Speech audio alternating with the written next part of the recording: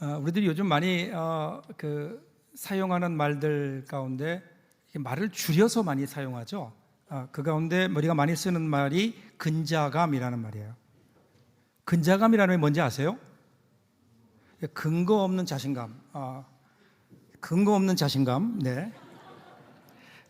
근거 없는 자신감. 이것은 어떤 면에서는 조금 놀리는 말이기도 해요. 별로 자신감이 있어 보일 게 없는데 그런데 자신감이 있어요. 사람들은요, 어떤 근거가 있어야 자신감을 가질 수 있다고 생각합니다. 그래서 그 자신감의 근거를 찾으려고 해요. 어떤 것이든. 그리고 그 근거를 찾을 때 그 사람은 자신 있게 당당하게 살 수 있고요. 그걸 찾지 못하면 작아져요. 이것은 다른 사람에게만이 아니라 자기 자신에게도 해당되는 겁니다. 그래서 누구나 사람들은 자신 있게 살고 싶어 하죠. 자신감 가지고 당당하게 살고 싶은데, 그런데 그렇게 살지 못하는 이유는 뭘까요? 나에게서 그런 근거를 찾지 못하는 거예요. 자기가 그런 근거를 찾게 되면 자신 있게 살 수 있지만 그런 근거를 찾지 못할 때 자신감을 잃게 되고 그리고 작아져요. 우리가 그렇게 살고 있지 않나요? 저도 뭐 그런 생각을 하고 있는 것 같아요. 그래서 늘 나의 삶 속에서 나의 어떤 환경 속에서 그 근거를 찾으려고 애썼고, 그리고 그 근거를 증명하려고 애썼던 것 같아요. 그런데 어느 순간 그런 생각이 들었어요. 정말 자신감에는 근거가 있어야 되는 걸까? 꼭 우리가 자신감을 가지려면 어떤 근거가 있어야 되는가? 우리가 남보다 우월하다, 내가 누구보다 우월하다는 것을 확인할 때 우리에게 자신감이 생길까요? 남들보다 좋은 것을 많이 가졌다고 그렇게 생각할 때 우리에게 자신감이 생길까요? 물론 그래요. 그런데 그게 진정한 자신감일까요? 만일에 나보다 더 많은 것을 가지고 있는 사람을 만나게 되면 내가 가지고 있는 자신감은 빛을 잃을 겁니다. 나보다 더 높은 위치에 있는 사람을 만나면, 나보다 더 좋은 환경에 있는 사람을 만나면 그럼 우리 자신감은 줄어들 수밖에 없지 않을까요? 진정한 자신감은 스스로 만족할 수 있는 자기와의 합의 위에서 이루어집니다. 샘이 깊은 못이 마르지 않는 것과 같이 우리 안에, 자기 안에 자족할 수 있는 어떤 자신감을 가질 수 있는 그러한 깊은 마음이 있을 때, 그때 비로소 우리는 자신감을 가질 수 있지 않을까? 그때 당당할 수 있지 않을까? 환경과는 상관없이요. 오늘이 종려주일입니다.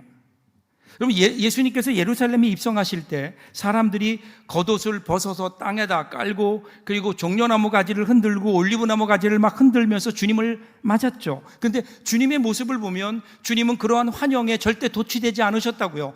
예수님의 당당함을 잃지 않으셨어요. 대제사장 앞에서 신문을 당하고 총독에게 모욕을 당하고 로마 군인들에 의해서 십자가에 못 박히실 때도 예수님 모습을 보면 당당하셨어요.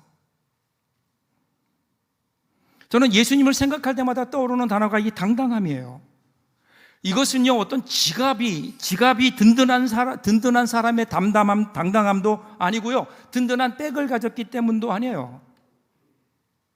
어떤 상황 속에서나 당당함을 유지할 수 있었던 예수님의 그 근거는 뭘까요? 예수님의 근자감.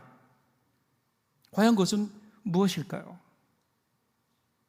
오늘 우리 말씀을 통해서 이 당당함을 우리도 함께 누려보는 귀한 시간 될 수 있기를 바랍니다. 자, 오늘 말씀을 보면 22절부터 시작돼 22절, 23절을 먼저 읽어볼까요? 그들이 먹을 때에 예수께서 떡을 가지사 축복하시고 떼어 제자들에게 주시며 이르시되 받으라, 이것은 내 몸이니라 하시고, 또 잔을 가지사 감사 기도하시고 그들에게 주시니 다 이를 마시매.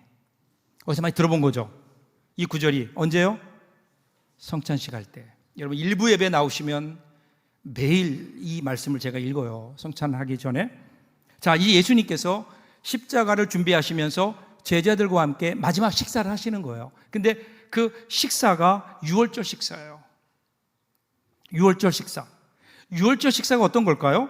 출애굽기 12장 7절부터 8절을 보시면요, 그 피를 양을 먹을 집 좌우 문설주와 임방에 바르고 그 밤에 그 고기를 불에 구워 무교병과 쓴 나물과 아울러 먹되, 이렇게 나와요. 이게 처음 유월절에 하나님께서 이스라엘 백성들에게 명하신 일이에요. 식사할 때, 그날 유월절 밤에 식사할 때 뭐를 먹어야 되는가? 양을 잡아서 그 피로 그 집 문설주에 바르고 그 고기를 구워서 먹고, 그 고기를 먹을 때에 무교병, 즉 누룩이 들어가지 않은 그러한 떡과 쓴 나물을 같이 먹어라, 이렇게 얘기해요.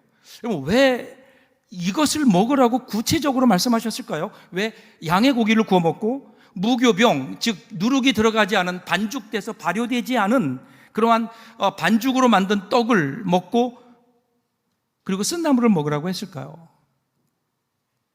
그 이유가 뭘까요? 그 이유는 단 하나예요. 출애굽의 역사, 출애굽의 구원을 이루신 분이 하나님이시라는 거예요. 이것을 기억하라는 거예요. 여러분, 왜 고기를 구워 먹으라 그랬을까요? 맛있으니까요? 물론 그럴 수도 있겠죠. 그런데 여러분, 고기를 먹는 가장 간단하고 빠른 방법이 구워 먹는 거예요.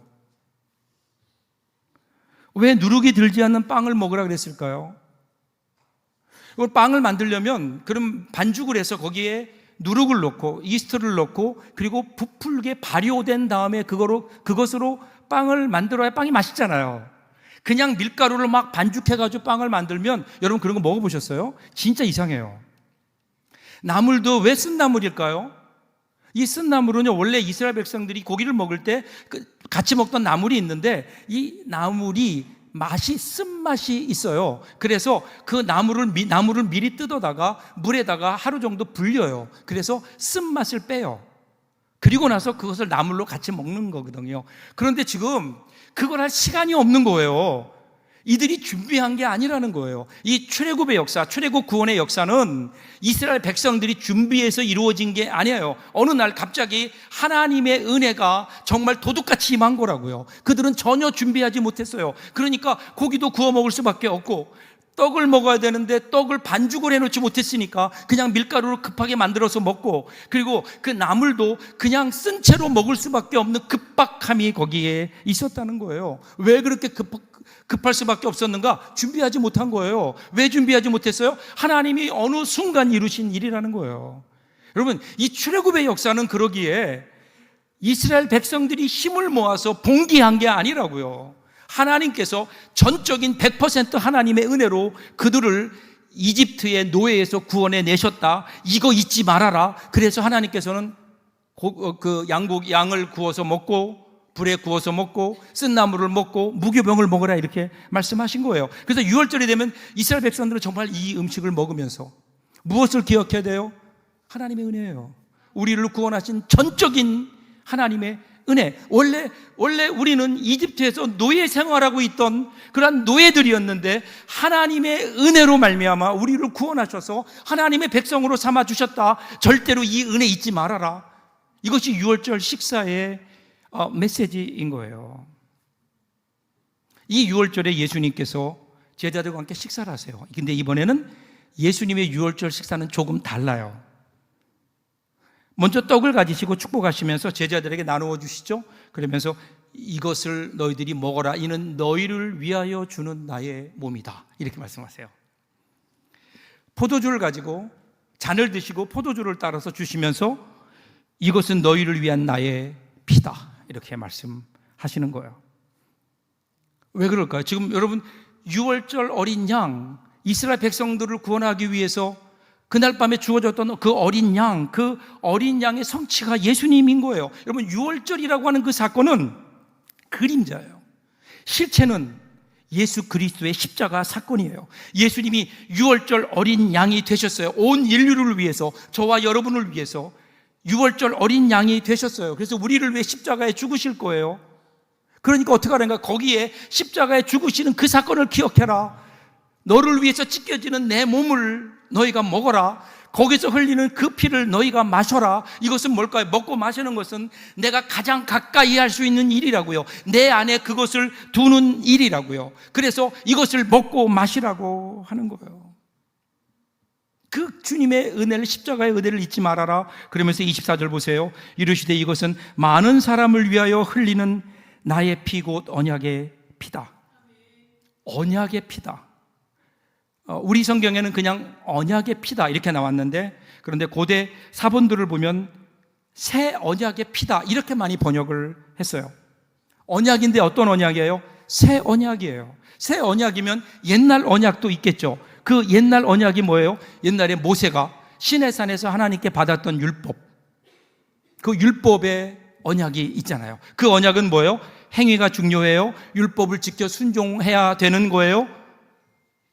이것이 우리에게 필요하죠. 그런데 여러분, 중요한 것은 뭐예요? 그것을 지킬 수 있는 능력이 우리에게 없던 거죠.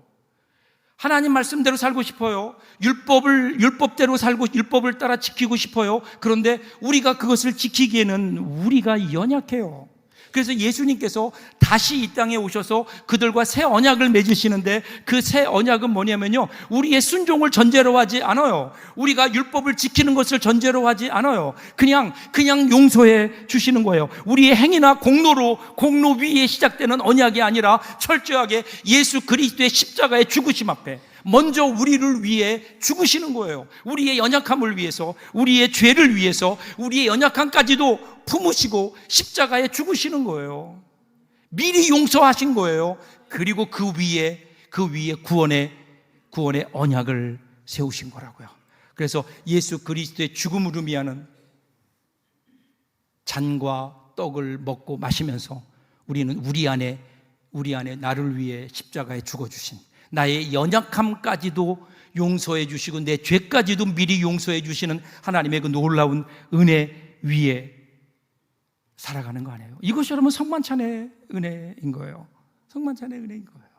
그날 밤에 예수님께서 이 은혜를 강조하시면서 제자들에게 떡과 잔을 주셨어요. 자, 그리고 나서 그 다음에 이러한 그 제자들의 모습을 보면 26절 보세요. 이에 그들이 찬미하고 감람산으로 가니라. 성찬이 찬미로 이어져요. 언뜻 읽으면 역시 제자들이 이 은혜를 알고 이 은혜를 감사하며 찬미하며 감람산으로 갔구나, 이렇게 우리들이 볼 수 있는데, 그런데 이어지는 말씀 문맥에서 보면 그렇지 않아요. 여기서는 찬미가 어떤 찬미일까요? 지금 제자들은 굉장히 기분이 좋은 상태예요.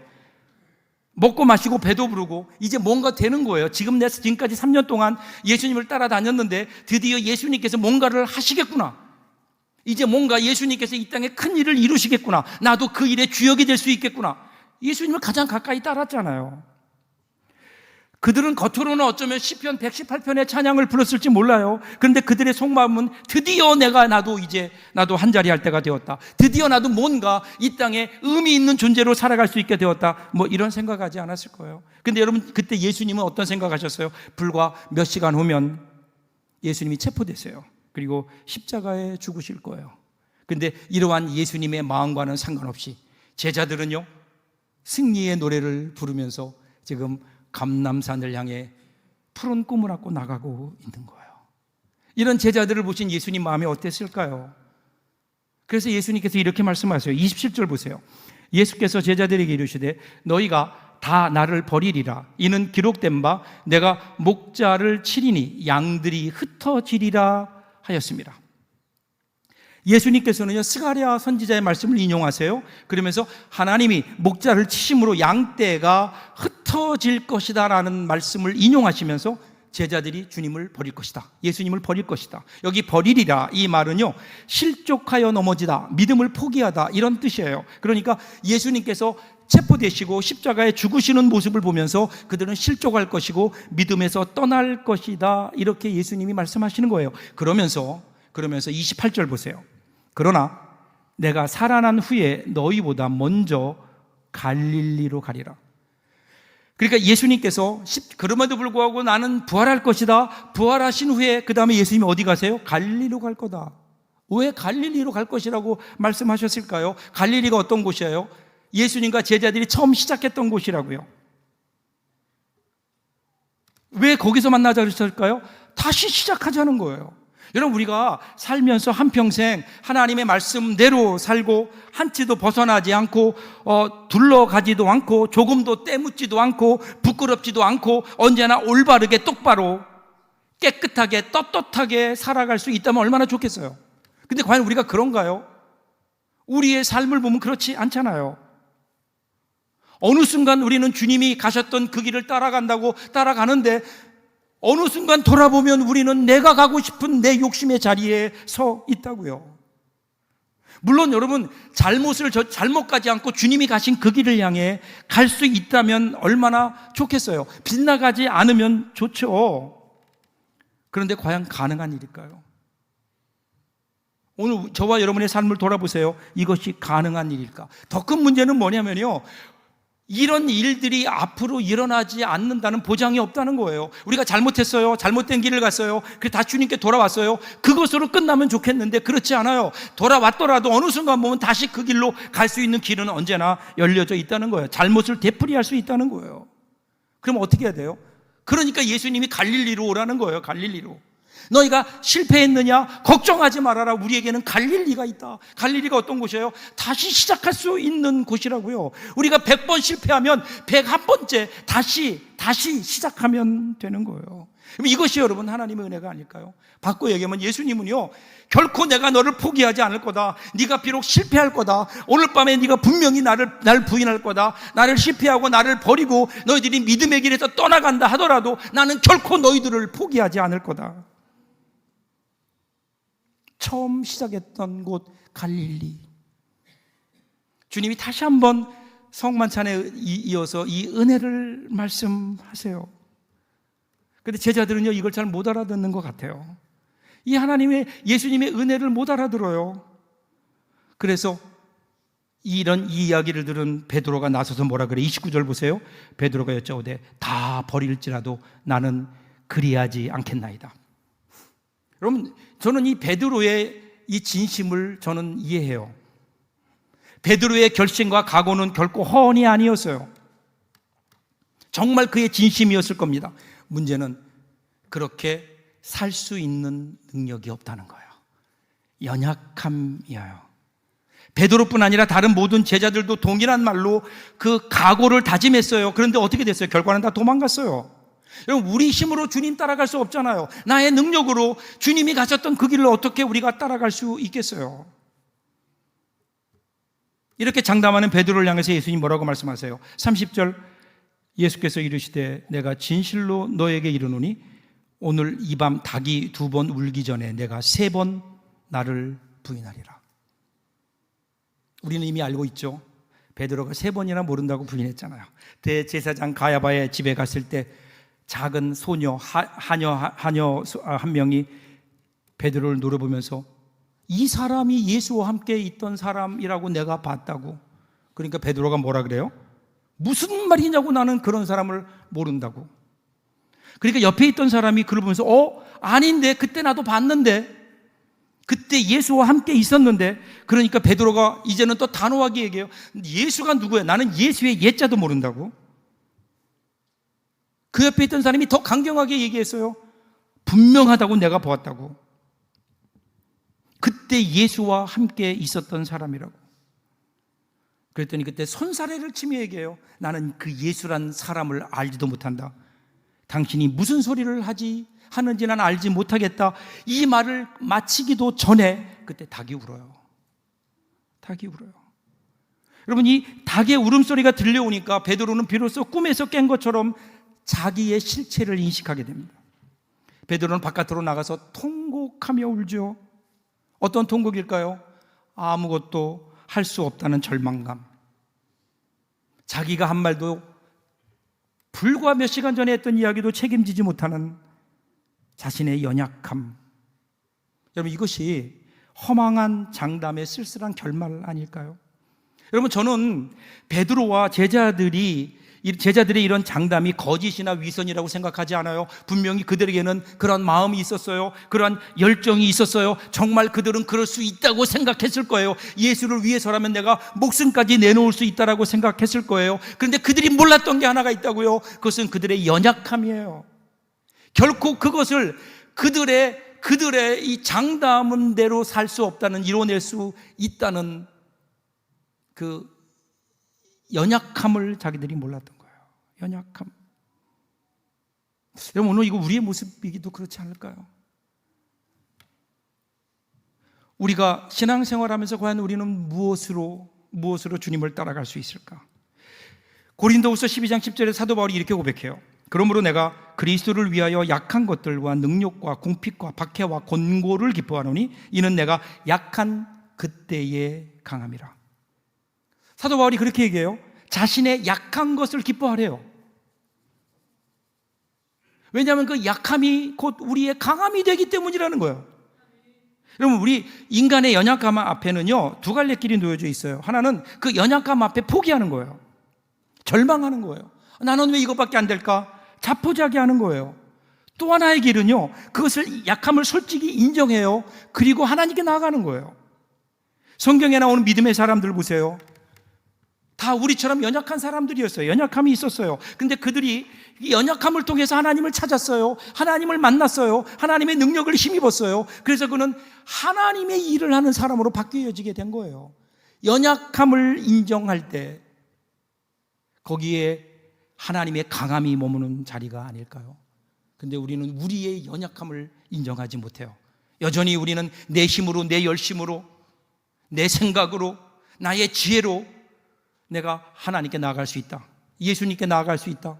혹시 여러분, 우리가 그렇게 생각하고 있는 것은 아닐까요? 같은 내용을 기록하고 있는 누가복음 22장 31절부터 32절 보세요.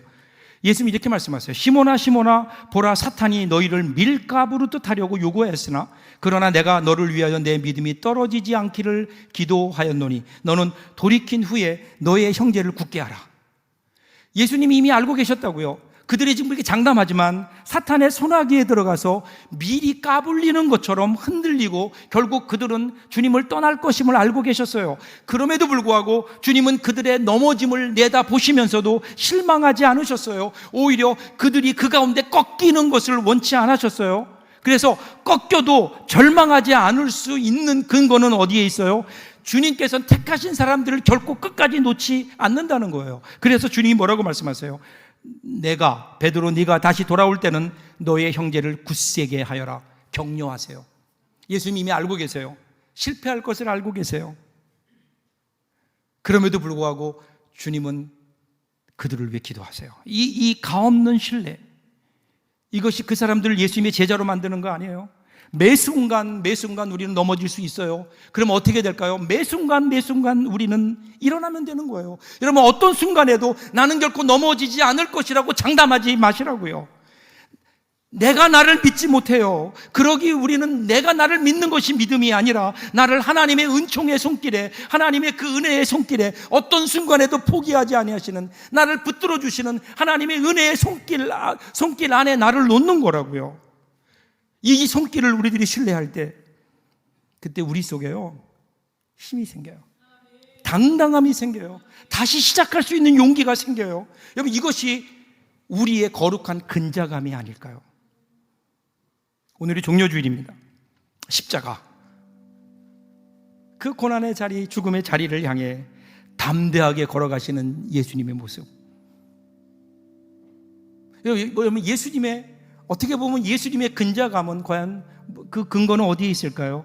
하나님에 대한 절대적 신뢰. 나는 하나님이 원하시는 길을 간다고 하는 이 당당함. 여러분, 미국 역사에서 가장 존경받는 사람이 누굴까요? 많은 사람들이 미국의 16번째 대통령이죠. 에이브러함 링컨을 얘기해요. 노예 해방이 하나님의 뜻인 줄 알고 이것을 위해서 전쟁까지도 불사했었던, 감수했었던 하나님의 사람. 남북전쟁이 일어났죠. 처음에는요, 링컨이 속해 있는 북군이 밀렸어요. 이 남군에는 그 로버트 리라고 하는 유명한 장군, 전술가가 있어서 싸우는 족족 지는 거예요. 남군이 계속 승리하는 거예요. 이대로 가면 전쟁에서 질 것 같은 분위기.